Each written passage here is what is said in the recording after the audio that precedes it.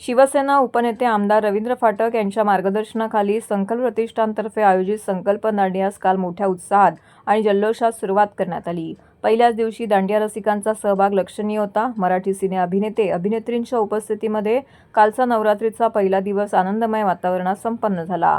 विविध वेशभूषांमध्ये आलेले दांडिया रसिक हे या कार्यक्रमाची शोभा वाढवून गेले। या शुभप्रसंगी सर्व प्रमुख मान्यवरांच्या उपस्थितीमध्ये पहिल्या दिवशी स्पर्धकांचा यथोचित सन्मान करून सन्मान चिन्ह प्रदान करण्यात आले। संकल्प प्रतिष्ठानतर्फे यंदा पहिल्यांदाच विविध सामाजिक क्षेत्रात आपल्या कामाने आणि कर्तृत्वाने एक अनोखा ठसा उमटवणाऱ्या स्त्री शक्तीचा सन्मान संकल्प प्रतिष्ठानच्या मंचावरती संपन्न झाला। नवदुर्गा सन्मानाने काल पहिल्याच दिवशी मानकरी शोभना सुरेंद्र पालव ठाण्यातील मेंटल हॉस्पिटलमध्ये गेल्या 29 वर्षापासून नर्स म्हणून रुग्णांना सेवा देत आहेत त्या ठरल्या। कधी नाईट ड्युटीवर तर कधी घरातील सर्व कामं सोडून सेवेत हजर राहण्याचं काम समाजात नर्स करत असतात। आपल्या पाल्यांना बेबी सिटिंगमध्ये ठेवून जनसेवेसाठी सदैव तत्पर ही स्त्री असते। शोभनाताईंना मनापासून अभिनंदन व यापुढेही त्यांनी अशीच अविरत सेवा द्यावी अशा त्यांना शुभेच्छा यावेळी देण्यात आल्या।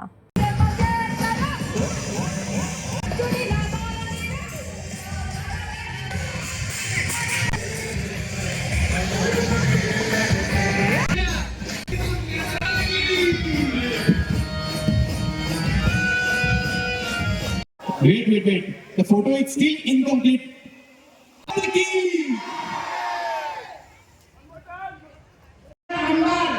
सगळ्यांचे लोकप्रिय नेते रवींद्र फाटक साहेब यांना सगळ्यांशी करून निरोगी आयुष्याची वाढ द्या। त्याच्यावर राहिलेल्या प्रत्येकाला निरोगी आयुष्याची वाढ द्या। सगळ्या लोकांचा विचार करून हो काढल्याच्या प्रत्येक उत्सव तेवढेच उत्साहात साजरी करणाऱ्या या आमच्या मित्र 27 करून लवकरात लवकर या महाराष्ट्र राज्याचे मंत्री ते वाढ द्या।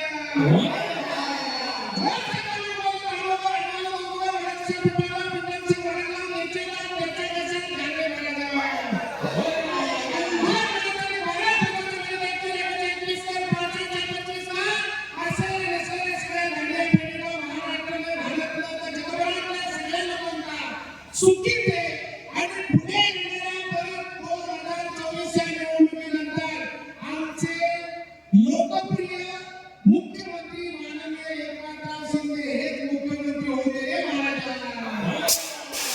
आमचा हो संकल्प राहिला महाराष्ट्राचे जगाच्या प्रधानमंत्री सगळ्यांनी त्याचा कौतुक करून वर्षानुवर्ष हो संकल्प प्रतिष्ठानचं दांडिया असंच सुरू ठेवले महाराजा।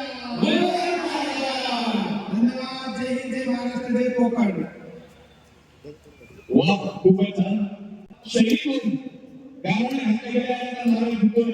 बोला गणपती बाप्पा, मंगलमूर्ती, बोला देवाची की